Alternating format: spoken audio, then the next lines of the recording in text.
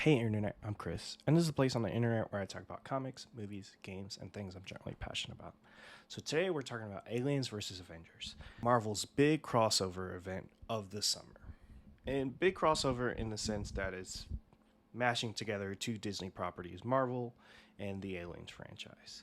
Not in the crossover sense of what Blood Hunt was or what comics events usually are. I think something like this, when you get Jonathan Hickman, Assad Ribic, you meld two big franchises, Aliens and Avengers. I think that's a very big event. And it's affordable in the sense that you don't have to buy a bunch of crossover tie-ins that mean nothing to the overall story. But I digress. Aliens versus Avengers #1 came out. I read it digitally, got it on Comixology, Amazon, read it on Kindle so I could talk about it with you guys. Hopefully get it today at a comic shop so I could have the physical copy, because I've got to say it is amazing. It's exactly what you would want from an Aliens versus Avengers comic written by Jonathan Hickman and beautifully drawn by Assad Ribic.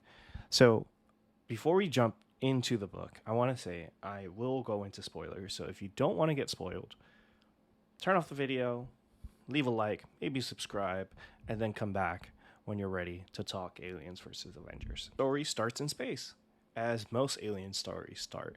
And this is where Assad Ribic's art really gets to shine. It is the perfect match for the Alien franchise. You open with a Kree being experimented on by the Shi'ar, and it's clear that they're hinting at they're implanting or impregnating this Kree and doing experiments. Obviously, if you've read the title of the book, you know it's probably Xenomorph related. And in the middle of these experiments, T'Challa and his son, Azari, board this flight. They're badass. Obviously, if you've read any of the Black Panther comics over the last 10 years, you know they've expanded into the stars, and you have the Wakanda Empire.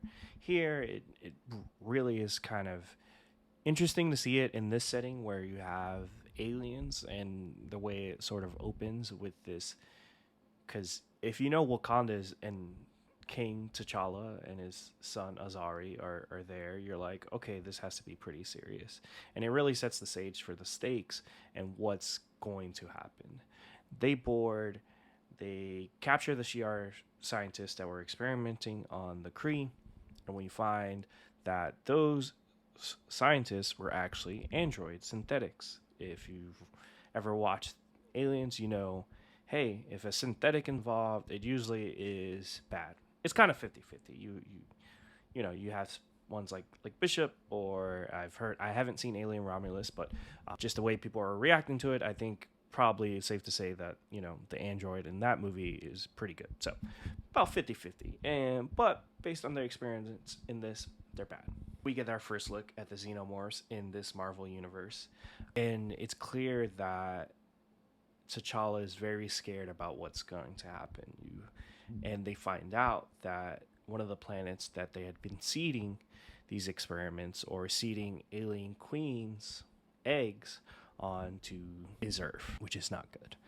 And, when you read this, you're like, oh, like it's going to show like a big battle between the Avengers and Xenomorphs and all of the world's heroes. No, there's none of that. There's a couple pages that show the fall of Atlantis, Wakanda, even Krakoa. You get an awesome moment of Apocalypse fighting, doing his last stand. I think he's probably going to show up later in the series. I just have a good feeling, especially with Hickman's history with the mutant. And it's over. It's over. The Xenomorphs won. They've overrun the planet. And yeah, there's only a couple Avengers left. You have the Hulk, Captain Marvel, Valeria. You have Spider-Man, Miles Morales, and that's it. There's no one left. And Bruce has made a promise to Reed, who passed away, to protect Valeria, who's on a mission to save the universe. And he's scared that she won't come back because she's late, and she's never late. But this time she's late for a reason. She was on this mission. She comes back, rushing back. She pleads with Bruce, Carol Danvers and the rest of the team to give her the opportunity to experiment, to create a virus that could possibly kill all of the alien eggs, that they had been thinking about it all wrong when it comes to the xenomorph problem. And it becomes an alien movie, which I did not expect. I was like, oh, Valeria is going to be the hero of this story, probably the main character. And that is immediately shut out when Bruce goes to give her food in her lab, and he finds out she had left a message saying that during her mission, she tripped over something and a face hugger got to her. And you know what that means. So a chest burster came out of her, and now we have a full-blown xenomorph, and we get the first action of seeing like the Hulk versus a xenomorph, which drawn by Asad Ribic is as beautiful as it can possibly be. I wouldn't be surprised if Marvel started selling this as posters.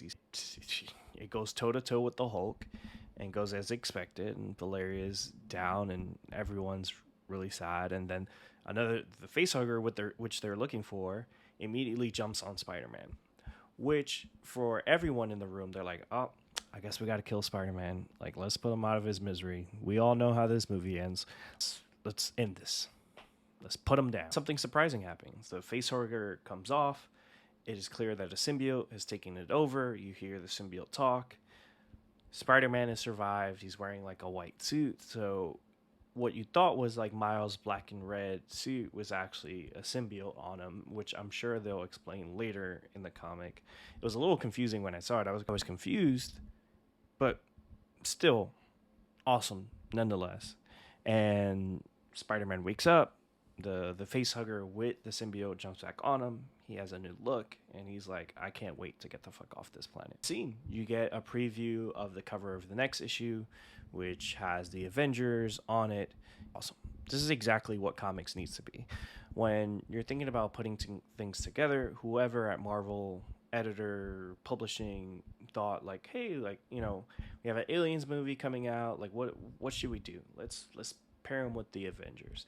And a lot of times they sometimes put like a B or C team on these books, which obviously the license can sell it on its own, but when you do something like adding Jonathan Hickman and Asad Ribic on it, you elevate it and you get people excited. They get the single issues, and then obviously it's going to do crazy in trades. You have YouTubers like myself, I'm sure Comics Explain, and all those big YouTubers will be doing videos on this, and really gets excitement and gets people back into the shop, because guess what?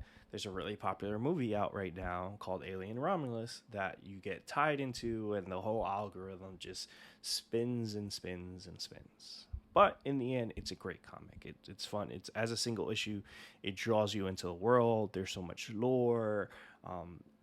Working with Hickman and Asad, obviously with Secret Wars, they were able to paint like this beautiful picture, and it's one of the great event comics of all time. And this looks like it's shaping up to be one of the great sort of media crossovers of ever, hopefully, because we saw what Justice League versus Godzilla versus King Kong was able to do to get people excited and buy that book. So hopefully they're able to do that. We get like a King Kong Green Lantern moment. And what's cool is that although there was a lot in this first issue of setting the foundation, there is a lot to be told. Like, hey, the mutants are on Mars. Will we see them? Apocalypse, is he still alive? We didn't see him die. And some other heroes that, obviously get referred to and we think they're dead, but it's a horror comic, it's a sci-fi comic, so if you did not see someone die on panel or die on screen, just assume that they might come back. And you have that, and then obviously you have what the Wakandans, T'Challa and Azari, are doing in space. So eventually those stories will converge, and it's just great sci-fi. If you're a sci-fi fan, it's a great book. If you're an Aliens fan, great book. If you're an Avengers fan, great book. And I'm glad that Marvel is putting Hickman on a book like this that maybe seemed like slop, but he immediately elevates it and brings it to a space where I'm excited. I'm going to be getting every issue, and hopefully you will too. So let me know what you think about Aliens versus Avengers. Peace.